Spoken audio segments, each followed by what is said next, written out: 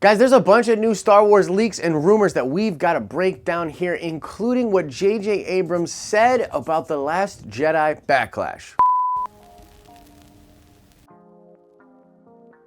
What's up, everybody? Happy Star Wars Sunday to you. I'm, of course, Josh. This is, of course, the Den of Nerds. Before we get into all this craziness, let's shout out Matt Winchell. Yes, indeed, Lilandra was the love interest of Charles Xavier during the Dark Phoenix comic book run. You know your stuff, so shout out to you, and we'll do another nerd card question at the end of this video. All right, so we've got a lot to break down in this video. I've actually missed a ton of news when it comes to Star Wars stuff, so let's start with the J.J. Abrams stuff. So a couple of weeks back, he sat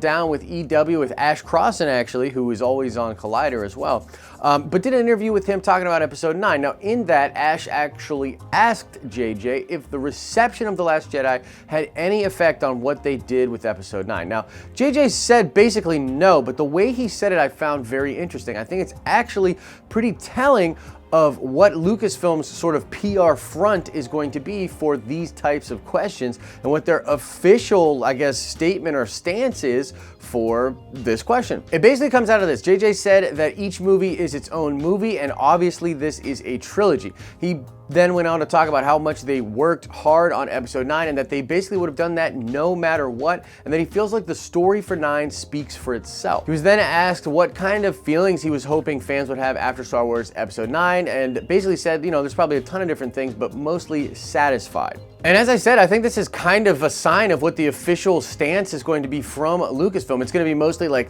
we're focusing on Episode 9, like, Episode 9 speaks for itself. Episode 9 is so crazy. Each movie is its own movie. Kind of, you know, not necessarily like pooping on The Last Jedi, but really putting the focus on Star Wars Episode 9, which I think is pretty smart. I mean, the obvious problems with this, though, is that, you know, it is a trilogy. It should have been designed better as a trilogy, but, you know, we are where we're at. Whether you like The Last Jedi or you hate The Last Jedi, I still think people want Episode 9 to be really good and are looking forward to Episode 9. So, you know, I think that's pretty much the answer we're going to get from them. However, let me tell you what I think the truth is here. And of course, this is just speculation. I have no way of knowing this, but, you know, we've heard a lot of reports about different things and changes being made to Star Wars Episode 9 because of The Last Jedi's reception. And I think that's just a smart move. And as I've said in videos before, this was gonna be the way it was no matter what. Like, you were always gonna dance a little bit away from the line in the second part of the trilogy and then come back to the familiar formula at the end of the trilogy. So I always felt like this was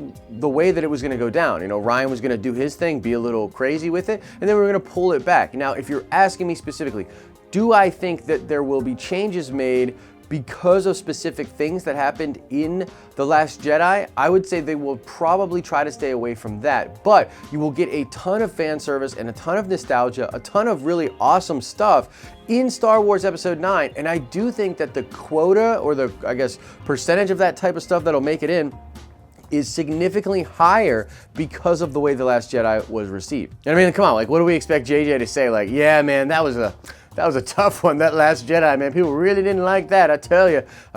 You know, well, yeah, we're changing a bunch of it because, you know, that guy, because then he would never do that.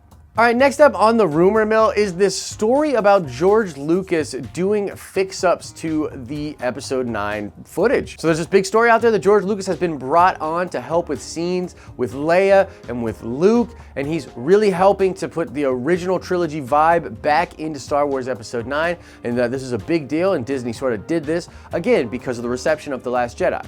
And the reality is, I could not find a shred of evidence for this actually being a thing. And I reached out to a lot of people. Like, there's no evidence for this. Now, George does show up to the sets of every single Star Wars movie that Disney has shot. He has been at the set of every single one, I think including The Force Awakens, although I do think he visited that movie after it was essentially done.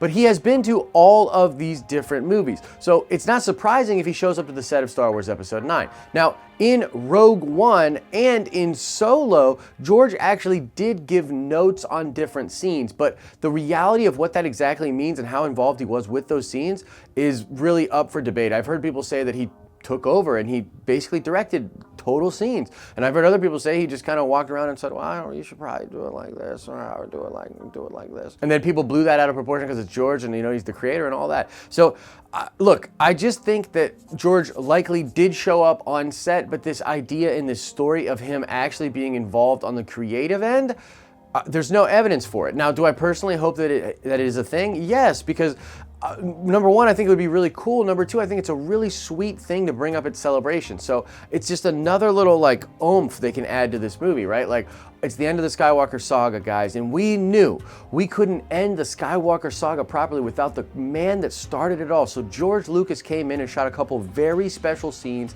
that we think Star Wars fans are gonna absolutely love. Like, if that's really the case, like, good job Disney, good job everybody over there. You know, so cool and humble of JJ to step aside and let George do that. And yeah, I think that would be a good move, but there's no evidence for it. So like, maybe, you know, definitely I hope, but all right, next up I want to talk about a couple like smaller things that are more or less confirmed to be in the film. So this is where the actual leakage stuff is happening. Number one, there's some official merchandising that came out for Star Wars Episode 9 showcasing Rey with the jaggedy, crackly lightsaber. Now, I had actually speculated on this like way long ago, talking about how it was a possibility that Rey could put those crystals together, fuse them somehow, and then her saber would really match Kylo's. It would be unstable, be cracked, and be, you know, all fuzzy like that. And then we had all these reports about her actually fixing the saber in some leaks that were on Reddit a couple of weeks back, and so it all seemed to fit together. Now, this picture right here looks pretty freaking cool, but as I said when I first speculated about this, I'm not super keen on this because I think it will be annoying as hell to watch a lightsaber battle with two types of sabers like this. I don't know. I mean, I'll withhold judgment, of course. If it's really cool, then I'll be down with it, but I'm a little bit concerned about it, but this is more or less confirmed to be in the film, so let me know what you think about that in the comment section. The last thing I want to talk about is Luke Skywalker's X-wing. So there's a T-65 that has been spotted on a set for Star Wars Episode 9, and it apparently has a red stripe down it, and some people say they even saw Rey wearing Luke's helmet. Now, this caused a lot of confusion because, of course, Luke's X-wing is at the bottom of Ahch-To, like in the water, and it would be crazy if that ship somehow made it out and was in flying shape. It would imply that maybe Rey went back to Ahch-To, maybe Luke as a Force Ghost went back to Ahch-To and took that thing out of the water himself, or perhaps that was a completely different X-wing. It brings a lot of mystery into the fold. I think ultimately this is not a super big deal. I'd love to read too far into this and think that, man, this means Luke's back and he's doing crazy stuff and he's flying around in his X-wing again. He's probably got that green saber, but I highly doubt that. I actually believe that this could either be Rey that went back and got this X-wing, perhaps this X-wing, which was the one he used in the Death Star run, was just sitting at Yavin 4 the whole time, and maybe like it's just there now when they go back to Yavin. I mean, I'm not gonna lie, I'd love to see Rey flying around in a T-65. That would be freaking amazing, but I highly doubt that this means that Luke Skywalker's back flying his X-wing, or that this is Luke Skywalker's X-wing from Ahch-To.